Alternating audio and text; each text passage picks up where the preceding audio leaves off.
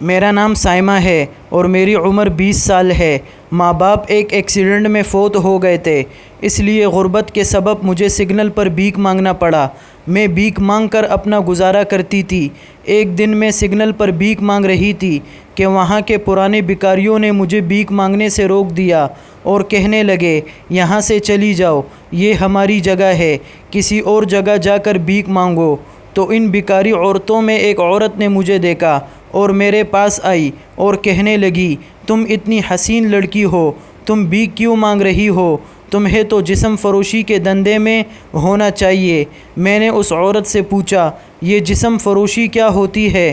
تو اس نے کہا، وہ تمہیں خود پتہ چل جائے گا کہ جسم فروشی کیا ہوتی ہے۔ پہلے تم مجھے یہ بتاؤ، تمہیں پیسوں کی ضرورت ہے یا نہیں؟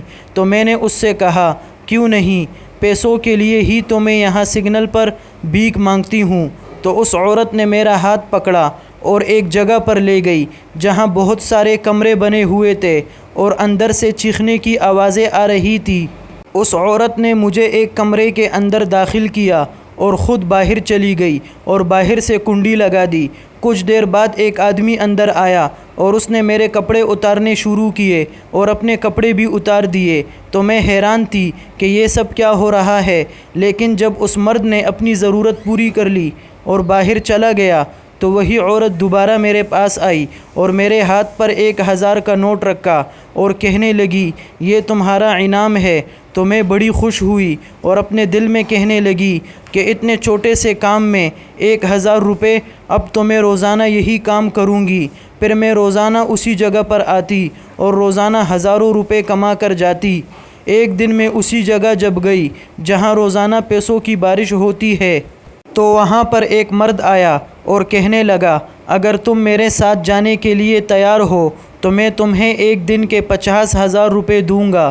تو میں بڑی خوش ہوئی اور اس کے ساتھ جانے کے لیے تیار ہو گئی۔ وہ مجھے اپنے گھر لے کے گیا۔ اس کا گھر بہت ہی بڑا تھا اور اس میں بہت سارے کمرے تھے۔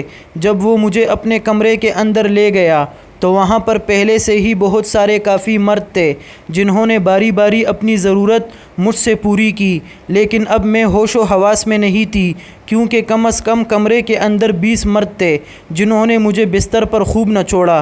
اس کے بعد مجھے پیسے دیے اور کہنے لگے کہ اب تم جا سکتی ہو، لیکن اب مجھے چکر آ رہے تھے تو میں بڑی مشکل سے ان لوگوں کے گھر سے باہر نکلی اور روڈ کراس کرتے ہوئے ایک گاڑی آ کر مجھ سے ٹکرائی۔ اس کے بعد مجھے پتہ ہی نہ چلا، جب میری آنکھ کھلی تو میں ہاسپٹل میں تھی اور میری دونوں ٹانگیں کٹی ہوئی تھی اور یہ میرے گناہوں کی سزا تھی کیونکہ میں غلط راستے پر اسی ٹانگوں کے ساتھ جاتی تھی۔ تو اللہ تعالیٰ نے مجھ سے یہ دونوں ٹانگیں چھین لی اور پھر میں نے گڑ گڑا کر اللہ سے توبہ مانگی تو اللہ تعالیٰ نے میری شاید پکار سن لی اور اللہ تعالیٰ نے ایک وسیلہ میری طرف بھیجا جس نے مجھے ڈھیر سارے پیسے دیے اور کہا کہ تم عزت کے ساتھ اپنے گھر میں بیٹھ کر پرچون کی دکان کھولو۔ تو پھر میں نے ایسا ہی کیا اور آج اس واقعے کو 5 سال ہو گئے ہیں اور میں عزت کے